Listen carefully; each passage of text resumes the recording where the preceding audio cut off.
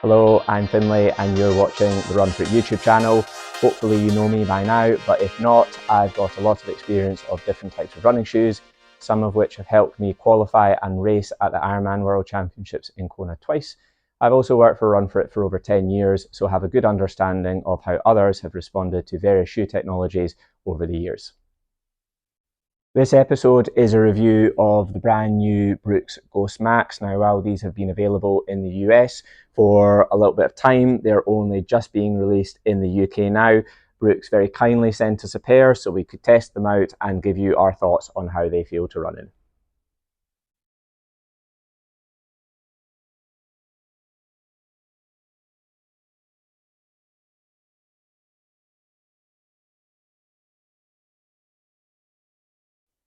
Now, before we go into the tech, we're actually just going to talk about the name, because if you're like us, you probably assume that the Ghost Max is a maximum cushioned version of the popular Ghost running shoes.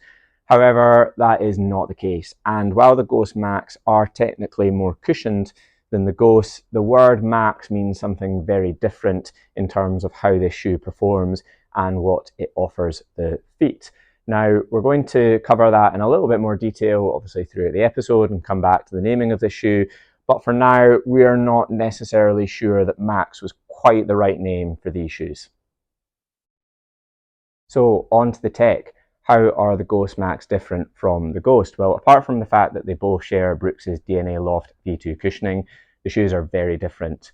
The Ghost feature a 12mm drop from heel to toe, whereas the Ghost Max only feature a 6mm drop from heel to toe. The Ghost Max have a thicker stack height, so a lot of that difference in drop is the fact that there's much more cushioning in the front of the shoes in the Ghost Max. And the purpose of that is it enables Brooks's new GlideRoll technology to work. And all that means is that the heel to toe is curved in the shoe, so it helps smooth out the transitions from landing to toe off, which in turn helps reduce the pressure on the bottom of the feet. And Brooks are even suggesting that this new midsole geometry can help reduce plantar fascia discomfort, metatarsalgia discomfort, and even relief from Morton's neuroma. The next thing is that if you look at the base of the shoes, you can see how much broader the Ghost Max are than the Ghost. So these feature a very broad base design, which is inherently stable. So the Ghost Max should provide a much more supportive and stable underfoot feel than the Ghost. And Brooks suggests that this design can help keep somebody moving in their preferred motion path in a more effective way. The unique design as well also means that the upper has a straight last, and that enables the fitting of an orthotic to be made much easier. So how do the Ghost Max feel to run in? Well, contrary to what you might think, these are actually one of the firmest running shoes that I've worn in a long time in terms of the underfoot experience. However, I'm going to touch on a little bit of biomechanics first, because there is evidence to suggest that actually in very soft shoes that people can end up stiffening their legs slightly more, which can increase joint loading. And sometimes in a firmer or a more resilient feeling foam, that can promote slightly better biomechanics, which can actually improve and decrease that joint loading. So how soft or firm the foam is always part of a bigger equation in terms of how something affects your biomechanics, particularly when it comes to overall joint loading. And while the cushioning feels very firm, what that does is actually lets the GlideRoll technology take effect, because as it's firmer, it really helps that transition from heel to toe and helps rock your foot forward. So the midsole does feel very smooth underfoot to land in turn that feels like it's helped taking stress off the ankle area, off the bottom of the feet.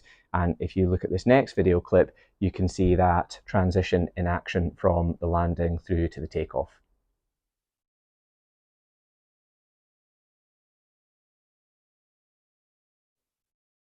Additionally, the firmer midsole material combined with the broad base just feels unbelievably stable on your feet. I mean, you feel so planted, and there's no doubt that these provide a more stable feel than the standard Ghost under your feet.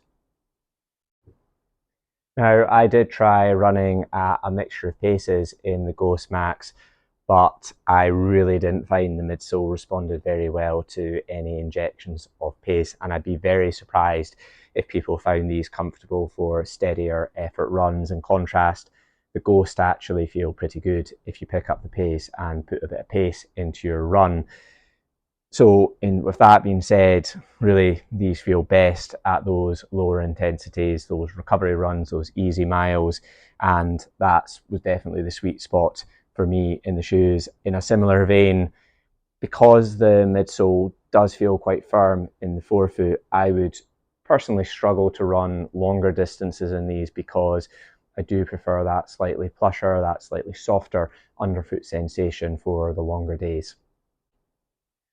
With regards to the upper, Brooks set out to create quite a unique design here with this linear lace, and it offers a lot more space than the standard Ghost, but to my surprise, because I was expecting these to feel a bit roomy on my feet when I was running because I've got quite thin ankle area, the upper actually contains your feet really well. There was really good security and I didn't feel my feet moving around at all, but you can automatically tell when you put your feet into the shoes that increase in space. So these should be a really good option for people with broader feet, and definitely people who are looking for a shoe which will match the shape of an orthotic really well. So in summary then, going back to our points at the start of the episode, I'm not sure that Max was the right word choice to put against these, because when we think of Max with running shoes these days, we immediately think to soft, spongy foams that feel very bouncy underfoot, and that is definitely not what the Ghost Max are. And comparing them to shoes like the Hoka Bondi or on Cloud Eclipse just really isn't the right thing to do, because they offer a very different underfoot experience. However, while these offer a really different experience, that's not necessarily a bad thing. It actually creates more choice and it offers a new experience within Brooks's running range. The main benefits of the Ghost Max are that this broad base with this slightly more responsive cushioning creates an incredibly stable platform for your feet and ultimately offers a lot more support and stability than a lot of other neutral running shoes. The additional benefit of that midsole design is that it really enables the GlideRoll technology to work. So it creates those ultra smooth heel to toe transitions. And as we've talked about earlier, that may help reduce more of the stress on the feet and on the ankle, which in turn helps take the load off common running problems around those areas, such as plantar fascia discomfort. Now, we keep going back to the point about the orthotics, but it's really relevant. A lot of runners wear insoles or wear supportive orthotics, and they struggle to find a shoe which will match the shape of their insoles.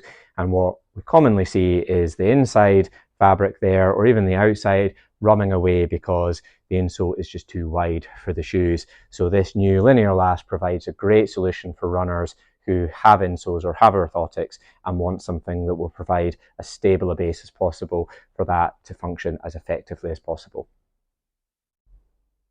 And from a pace perspective, just to make it clear again, the Ghost Max are definitely best suited to those slower pace runs, the easy miles and the recovery efforts. And in a similar vein, I think they're better suited to the slightly shorter distance runs, because a lot of runners are likely to find them just a bit firm for those longer distances. But having said that, everyone's different and cushioning is so subjective. There will definitely be some runners out there who do enjoy running in the Ghost Max for those steadier efforts and even those longer slow pace runs. And while we're a running channel, we get a lot of questions about what shoes are best for walking. We get a lot of people coming into Run Fit shops looking to be fitted for shoes for walking. And the Ghost Max are likely to be one of the better options out there if you're doing a lot of walking. That's because the midsole geometry, the shape of the shoes, the wider fitting upper, the broad base, just all lend themselves to feeling comfortable for lots of walking, particularly if you wear insoles or orthotics. And it is quite common for people who are doing a lot of walking to have some discomfort in their plantar fascia or the tissue on the bottom of the feet, and that's where these should likely have a lot of benefits if you are suffering from that sort of problem. And in terms of drawing comparisons, The Ultra, the Olympus are actually probably the most comparable shoes to the Ghost Max. While these feature a 0mm drop from heel to toe, the midsole geometry is actually quite similar in terms of the firmness of the foam and the fact that the V Olympus also feature a rocker. They also have quite similar fits in that the V Olympus offer a really broad fit across the top of the foot, so should actually result in quite similar experiences. I expect there will be quite a lot of reviews and articles that compare the Ghost Max to the likes of a Hoka Bondi or even a Hoka Clifton. Having done a lot of running in Hoka shoes, there really is very little comparison between them. They feel extremely different on the feet, and the main differences are that the Hoka feel considerably softer underfoot and ultimately better suited to a wider range of paces. So they are very different shoes. I would say that the Ghost Max are a lot broader in terms of the fit and the shape than the Hoka Bondi and Hoka Clifton. That brings me to the end of this Brooks Ghost Max running shoe review. We hope you enjoyed the episode. You can also head over to the Run For It journal if you'd like to read about the review as well. If you did enjoy this video, please make sure and hit that like and subscribe button. It really does help us grow the channel and continue to create more content like this. Thank you again for watching, and see you next time.